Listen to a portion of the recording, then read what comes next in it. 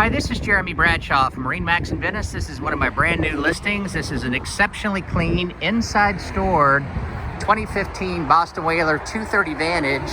A lot of people refer to these also as a dual console. So what we'll do, we'll kind of go through the boat, point out some of the features on it, some of the options.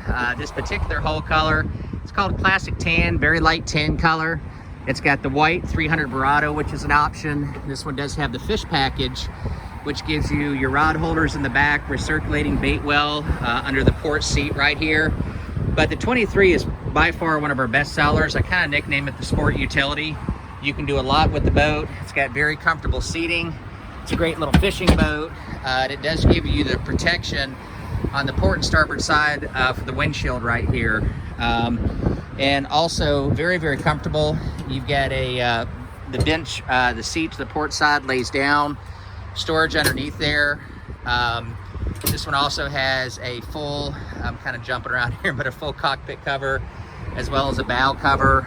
This one's got the nice 12-inch Garmin. I believe it's a 7612. Tilt steering, fusion stereo, Garmin GPS.